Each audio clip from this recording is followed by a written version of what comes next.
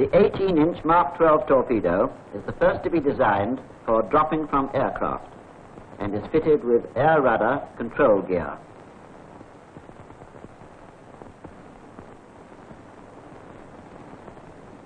The torpedo is driven by a 4-cylinder burner engine similar in principle to the semi-diesel type.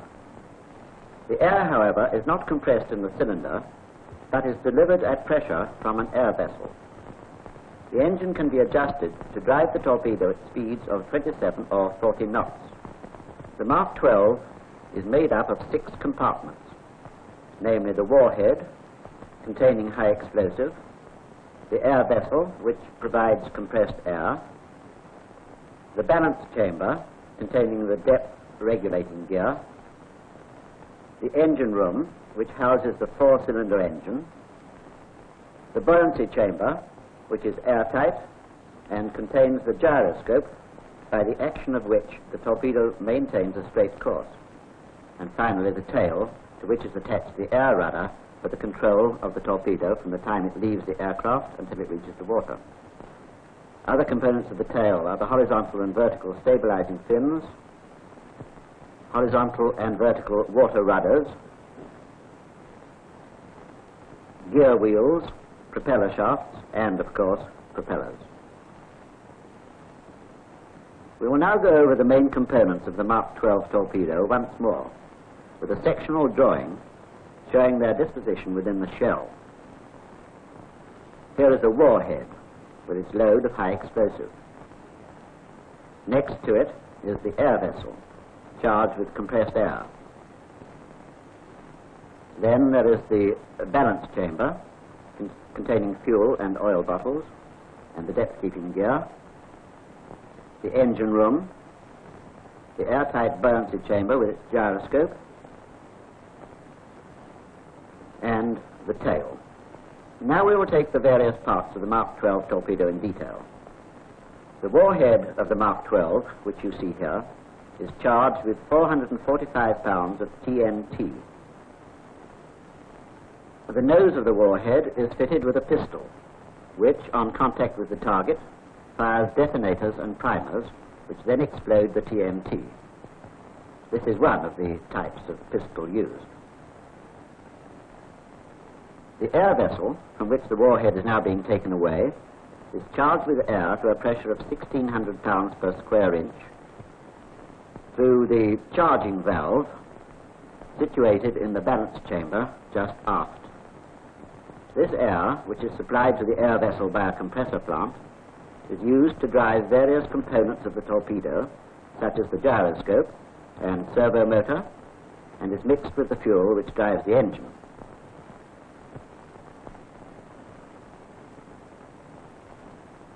We deal now with the balance chamber itself.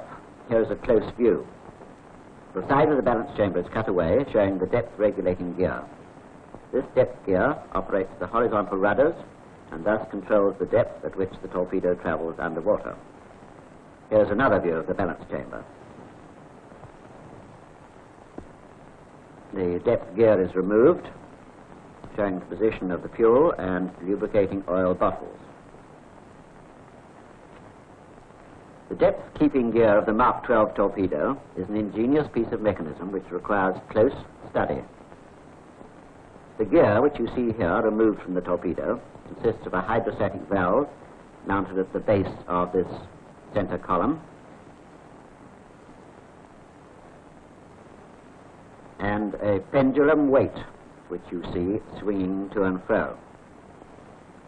The hydrostatic valve is operated by the pressure of sea water, which, as you probably know, increases with depth. And the pendulum weight is made to swing to and fro according to the angle at which the torpedo is traveling up or down through the water. The movements of the hydrostatic valve and pendulum weight are transmitted to the horizontal rudders by a mechanical system, the most important item of which is the servo motor, now on the screen. This servo motor, working on a similar principle to the well-known motor car brakes, boosts the power exerted by the hydrostatic valve and pendulum weight until it is great enough to do its job of turning the horizontal rudders. Watch how the rudders go up as the tail goes up and down as the tail goes down. The depth-keeping unit is inserted in the torpedo through a hole in the bottom of the balance chamber, the torpedo being turned upside down for convenience, and is secured by nuts onto the seating boards. It is at this point that the hydrostatic valve is in contact with the sea water, and in order that no water should be admitted into the interior of the valve and balance chamber, this rubber washer is placed over the end of the valve. The water pressure, acting through the flexible rubber washer, tends to force the valve inwards. The inward thrust, however, acts against the spring housed in this center column, known as the depth spring. The depth spring is of known strength and can be adjusted to yield to the water pressure and thus allow the valve to move in at any desired pressure. As water pressure increases with depth at a known rate, this means the spring will allow the valve to move in at any desired depth. The depth at which the torpedo is intended to run is known as the set depth. Here is a diagram showing in simplified form how the movements of the hydrostatic valve and pendulum weight control the horizontal rudders and thus steer the up and down course of the torpedo. Varying water pressure at the valve seating is indicated by arrows of varying thickness. First, let us take the movement of the hydrostatic valve. When the torpedo is above its set depth, water pressure is slight and the valve is out.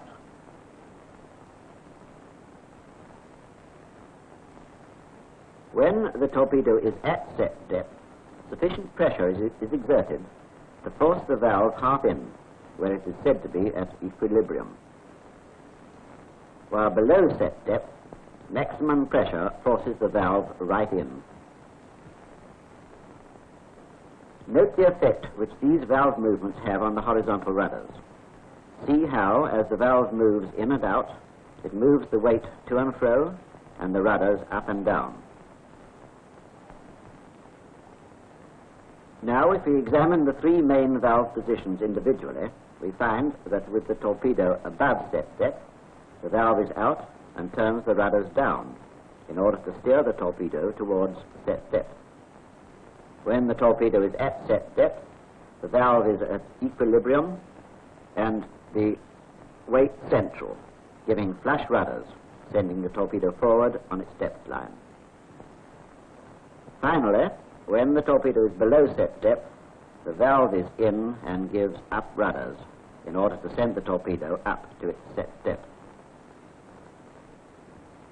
The pendulum weight fulfills a similar function, but whereas the valve is operated by depth, the weight is operated by inclination and is so coupled with the rudders that it tends to turn them in opposition to the direction the torpedo is taking.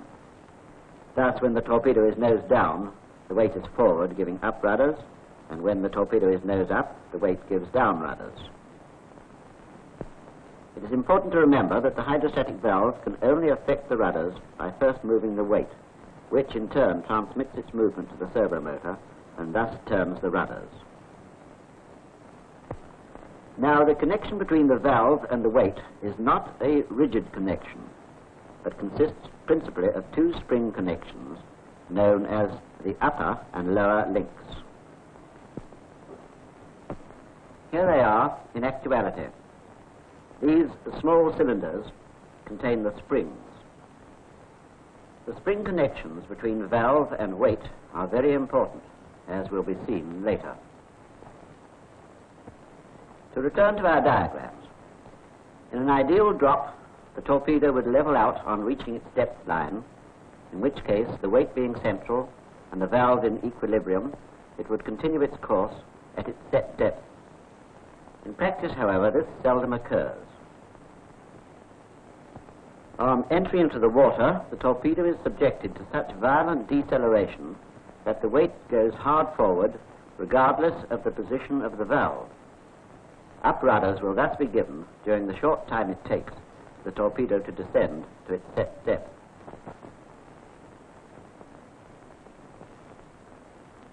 The descent is caused by the impetus of the torpedo, which the rudders are powerless to overcome. Generally, it continues to dive until it decelerates sufficiently to allow the rudders to become effective. By this time, it will be below its depth line, with the weight forward and the valve partly in, giving up helm. Under this influence, the torpedo turns its nose upward. This should cause the weight to swing back, which would produce down rudders. The valve, however, is in, exerting its influence towards up rudders. Here the use of the spring connection between valve and weight is seen, for with weight and valve now working against each other, the spring in the upper link allows a compromise to be reached, with the result that the weight is held partly forward and flush rudders is obtained when the torpedo reaches a suitable angle of recovery, that is, an angle of 8 degrees. This prevents too steep a rise after the initial dive.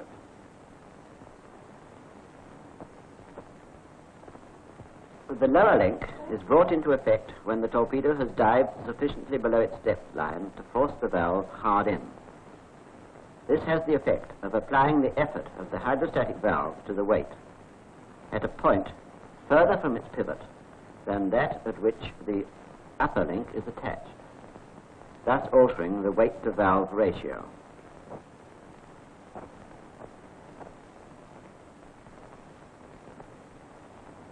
The weight is thus held forward longer than would be possible with the upper link only.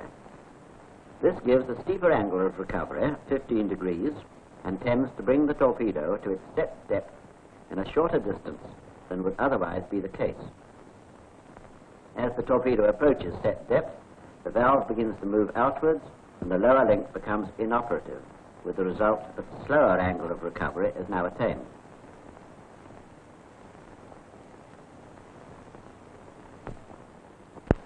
The Mark 12 torpedo is driven by a 4-cylinder burner engine, which you see here being parted from the balance chamber. This engine develops 220 horsepower at 40 knots and 48 horsepower at 27 knots. It is water-cooled, seawater being admitted through these vents. The engine runs on shale oil, which is injected through accurately adjusted jets in the cylinder heads. Here is a section view of the cylinder head. The air supplied to the cylinders passes through this chamber here, which is called the generator, during which its temperature is raised sufficiently to produce combustion when mixed with fuel in the cylinders. The heat in the generator is maintained by pilot fuel supplied through this inlet pipe. This pilot fuel is fired by 2 igniters, which are each charged with cordite and magnesium, now being inserted into the generator.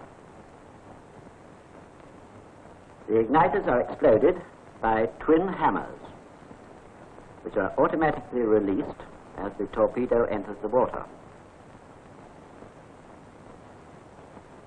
After the engine room is the buoyancy chamber, which is airtight. The side of this buoyancy chamber has been cut away to show an important piece of mechanism, the gyroscope. Here it is. We have seen how the up and down course of the torpedo is controlled by the hydrostatic valve and pendulum weight. The job of the gyroscope is to control the lateral course of the torpedo through the medium of the vertical rudders. A gyroscope depends for its action on the directional stability of a rapidly rotating wheel, this small wheel here being used for the purpose. We will take a gyro removed from the torpedo and examine it. It consists principally of a small wheel mounted on horizontal and vertical gimbals. Note how the wheel is easily turned when not spinning. When the torpedo leaves the aircraft, the wheel is automatically started by the release of this spring at the back. As soon as the torpedo enters the water, compressed air at 350 pounds pressure is blown into these cups, which surround the wheel through 2 jets in the horizontal gimbal. These 2 jets of air playing into the cups spin the wheel at 24 to 30,000 revolutions a minute. At this speed, the gyro wheel gains a high degree of directional stability, and as you see, the wheel is now quite difficult to turn. Note how, when the gyro housing is turned from side to side, the wheel remains steady.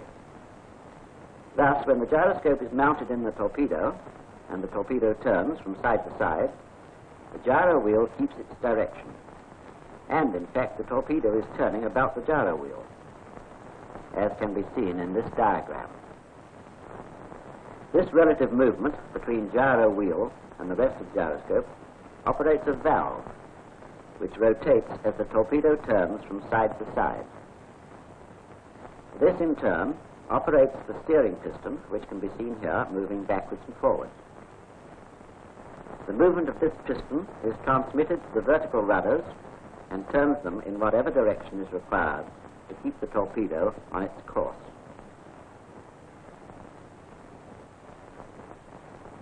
The mechanism for controlling the torpedo during its run in the water has already been explained. But to ensure a good run, it is essential that the attitude of the torpedo on entry be within certain prescribed limits.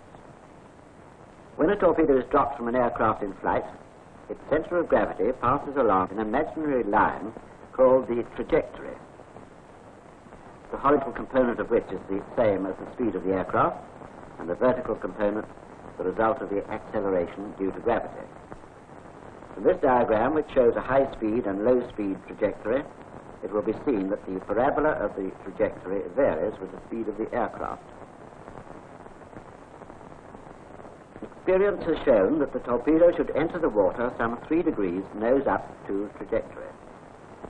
Should it enter nose down, the torpedo would dive deep, while a tail down drop would probably break the torpedo. This means that the attitude of the torpedo relative to trajectory must be controlled. This is done by drum control gear and air rudder control gear. Drum control gear plays a double role, that of tipping the torpedo downwards so that it will follow the trajectory and correcting any tendency to roll. The gear consists of a flywheel and pulleys or spools fixed to a common shaft mounted in the bearings of the aircraft. Wires wound round the spools are attached to points on the air rudder. When the torpedo falls, it pulls on the wires and spins the flywheel, which, because of its inertia, offers a certain amount of resistance. The pull of the wires on the tail and the weight of the torpedo acting downwards at the center of gravity provide a couple which turns the nose of the torpedo downwards and gives it the angular velocity, or tipping motion, necessary to keep it in step with that of the trajectory. Should the torpedo tend to roll in either direction, one wire would obviously take more strain than the other, and thus correct the roll. The drum control wires are of such length that they control the torpedo while it is still in the disturbed air under the aircraft, the method of attachment of the wires to the spools being such that they eventually run off together. Now, a torpedo is an unstable body in air. That is to say that at small angles of inclination to the line of flight, the center of pressure is in front of the center of gravity. The torpedo falling in air has thus an inherent tendency to oscillate about its center of gravity. To damp out these oscillations and to maintain the torpedo within acceptable limits relative to its line of flight, a system of air rudder control is used. This consists of an air rudder secured to the tail of the torpedo and controlled by an air vane trailing in the slipstream and operating the air rudders through the medium of the servo motor and water rudders. Here is the air vane in close-up. By a special arrangement, the connection between the depth-keeping mechanism and the servo motor is rendered inoperative during the flight in air, and the servo motor is used during this period to transmit the relative movement of the air vane to the air rudder. When the torpedo enters the water, the air rudder and air vane are broken off, and through the medium of a changeover valve, the balance chamber gear again comes into operation to control the torpedo during its run in the water.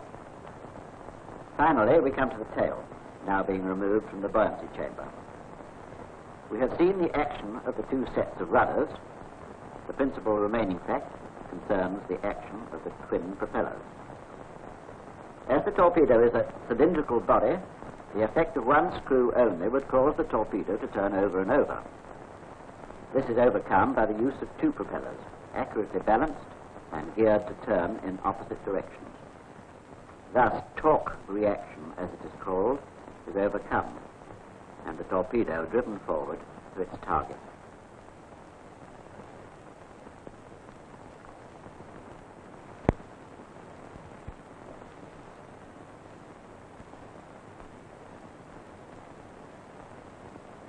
Now, this diagram represents the various components of the Mark 12 torpedo, together with the pipe leads connecting them. For the sake of simplicity, certain relatively small components, such as non-return valves, have been omitted. There are four kinds of pipe lead. Those carrying high-pressure air, marked thus with large dots. Those carrying low-pressure air, shown in this way, with small dots. Those carrying fuel, like this, with a broken line.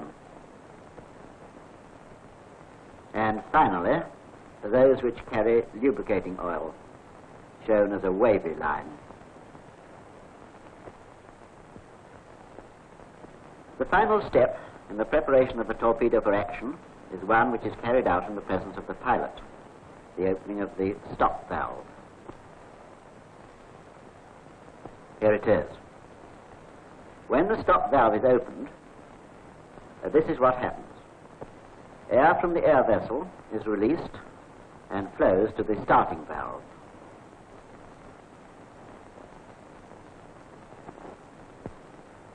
The torpedo is now ready for dropping, the starting valve being automatically opened as the torpedo leaves the aircraft. A lead is taken from in front of the starting valve to the bypass valve. You can see the air now flowing through this lead. The bypass valve is designed solely for use in the workshop, so that air may be conveyed to certain parts for test purposes without opening the starting valve. When the torpedo leaves the aircraft and the starting valve is automatically opened, the air thus released takes two courses. First to the plunger reducer, where an important change takes place. The purpose of the plunger reducer is to reduce the 1,600 pounds pressure air from the highly charged air vessel to the 350 pounds per square inch required by the servo motor and gyro. The second course taken by the air is to the air delay valve. Note this lead, which is taken off before the air delay valve, and which carries air through a non-return valve to the reducer oil bottle, which supplies lubricating oil to the starting valve plunger,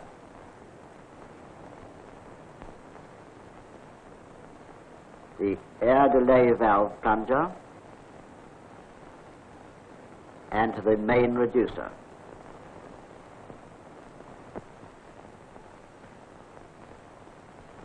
The purpose of the air delay valve is to prevent passage of air to the engine and its accessories until the torpedo is actually in the water. For the engine would be seriously damaged should it be started without the resistance of water against its propellers, and also through running without the cooling effect of seawater about the engine. The air delay valve is opened by impact with the water, and air passes through a water non-return valve to the main reducer. From the main reducer, the air passes to the lubricating and fuel oil bottles, where the effect of the pressure will be to force the oil from these bottles to their respective destinations, as will be seen later. The main reducer reduces air pressure to either 620 or 270 pounds per square inch, according to the speed at which the torpedo is set to run. The main reducer also supplies air to the breech end, where it mixes with fuel to form a combustible gas. To return to the lubricating oil bottle, The oil forced out of this bottle by the arrival of air pressure at the top passes through a strainer to the engine and on through the tail oil strainer and rating plug to the propeller shafts, gears, etc. Fuel oil is forced by pressure through a strainer at the bottom of the fuel oil bottle, through two non-return valves to the breech end and the fuel distributor at the front of the engine. In the breech end, air is mixed with fuel, making a combustible gas, which is ignited by the heat generated by the igniters. This hot gas passes into the cylinders of the engine and there ignites the injected fuel supplied to the engine by the fuel distributor. The torpedo is now underway in full pursuit of its objective.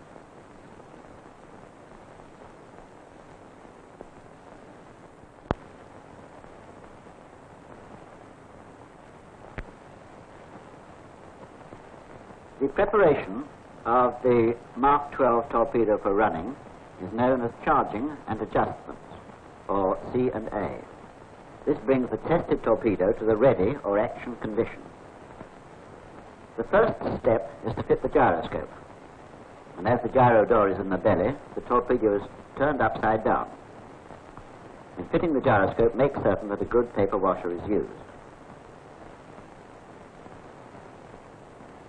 It is essential that the buoyancy chamber be a watertight compartment, and so this gyro door washer should be carefully examined, and if at all doubtful, a new one fitted.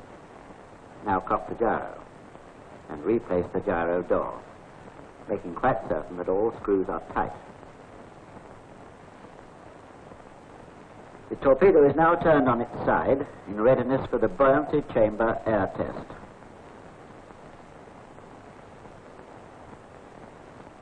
Before starting this test, remove, reverse, and replace the buoyancy chamber release valve. This is necessary because the valve in its original position wouldn't hold the air pressure required for the test.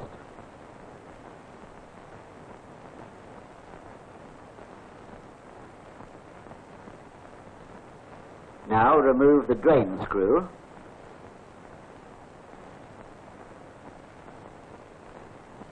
and fit the low pressure testing set. The purpose of this test is to make quite certain that the buoyancy chamber is airtight. Should any water get into this chamber during the run, it is possible that it might come in contact with the gyro and impair the working of this delicately balanced mechanism. A pressure of 20 pounds per square inch is therefore applied to the buoyancy chamber. The 20 pounds pressure having been applied, the gyro door is carefully tested for leaks. A convenient way is to pour water around the joint and watch for bubbles.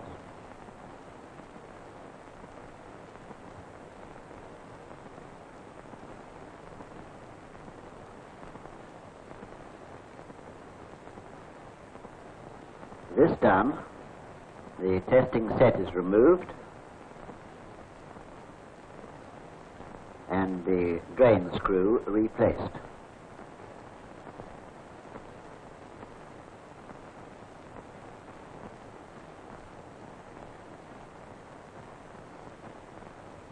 The buoyancy chamber is finally sealed when the relief valve is once more removed, reversed, and then replaced in its original position. In this position, it can only open outwards as the pressure in the buoyancy chamber builds up due to the accumulation of air used to operate the gyro during the run of the torpedo. The next job is to remove the tail oil strainer, to clean and then replace it.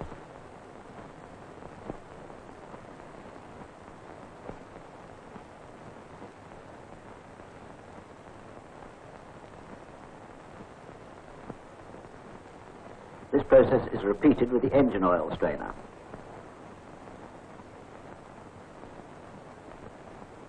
The purpose of these strainers is to prevent any foreign substance which may be contained in the oil from passing to the working parts of the torpedo.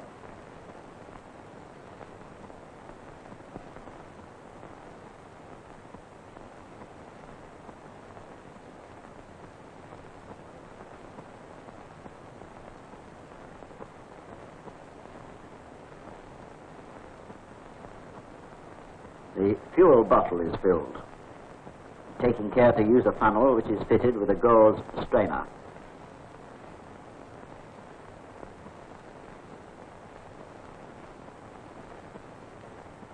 Now fill the main lubricating oil bottle, which supplies lubricant to the engine and tail bearings. Fill the reducer oil bottle.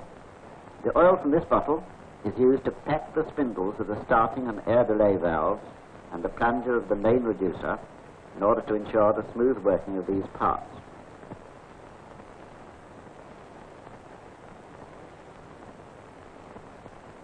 Unscrew the cap of the gyro reducer. Put a few drops of oil in the cavity and replace the cap. The gyro reducer regulates the air supply to the gyro and servo motor, reducing it from the air vessel pressure to a constant 350 pounds per square inch. Now fit the head.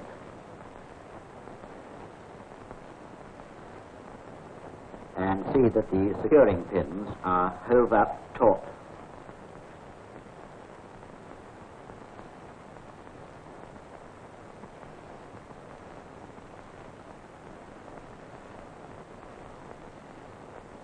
Cock the air delay valve. See that the propeller clamp is on and the air lever forward. Connect the torpedo to the air charging column by first inserting the pipe in the charging valve.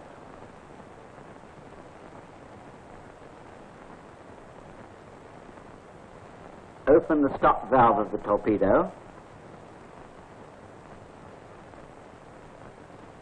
and then open the outlet valve which connects the charging column to the torpedo.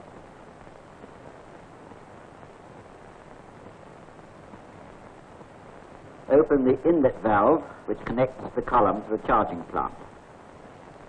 High pressure air now passes from the charging plant to the torpedo through the column. It is essential that charging be carried out at a moderate speed to avoid heating of the air vessel and subsequent loss of pressure on cooling. The air vessel having been charged, the stop valve is closed and the charging pipe removed from the charging valve.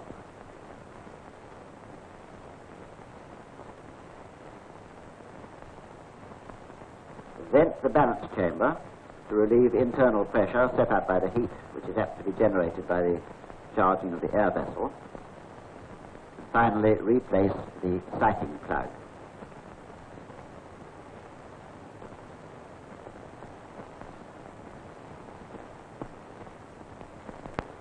We deal now with the horizontal rudders, which must be carefully checked to ensure they will give the amount of up and down helm required by the depth-keeping mechanism, adjusting if necessary at the star wheel on the servo motor slide.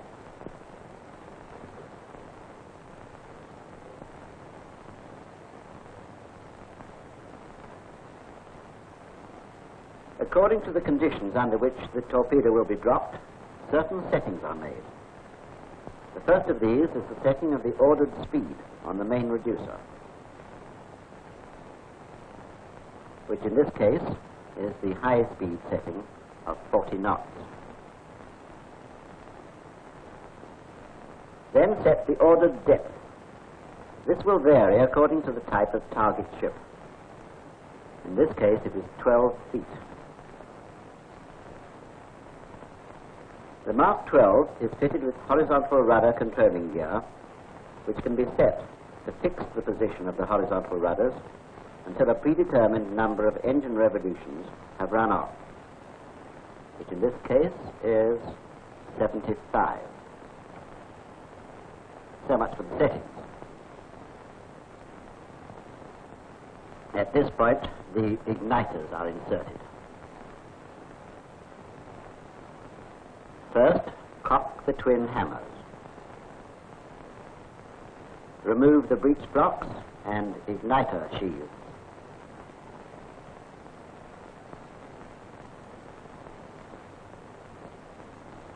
Compare the igniters to ensure that they are of different lot numbers. This lessens the chance of fitting two igniters from a lot which may be faulty. The igniters are inserted in the sheaths, which in turn are replaced in the generator, and the breech blocks and cover plate fitted.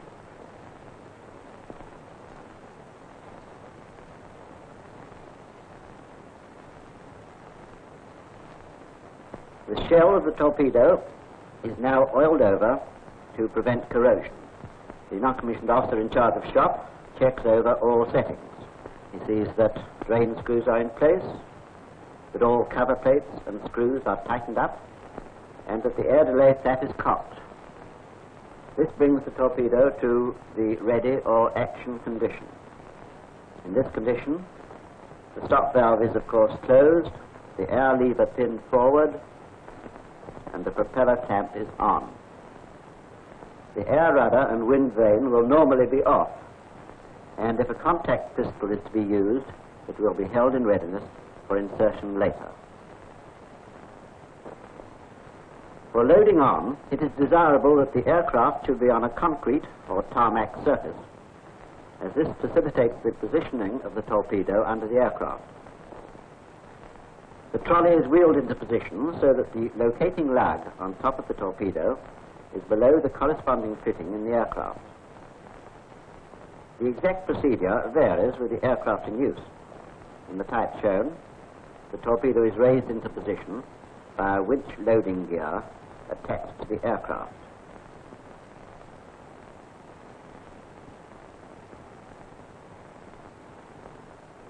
Before the torpedo is raised into position, the primers and pistol are inserted. The pistol will have previously been fitted with detonators at a point remote from the aircraft. On striking a target, the detonators in the pistol are fired. This explodes the primers, which in turn explode the TNT in the warhead.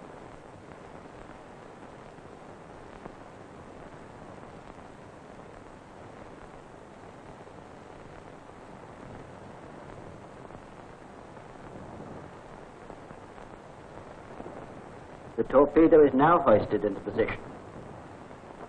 The exact position of the torpedo relative to the aircraft is fixed by a projection on the upper surface of the torpedo, the locating lug, which registers with a corresponding recess in the structure of the aircraft.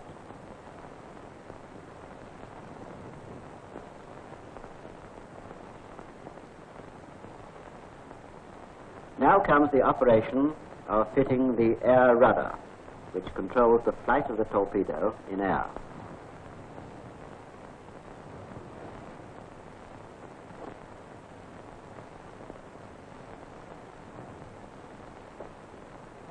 The wind vane is fitted. Both air rudder and wind vane will have been fitted to the torpedo and adjusted during a previous routine. The drum control wires are attached to the air rudder and the hooked eyes closed to ensure that the wires do not come off while the torpedo is in the air. The hoisting gear is removed.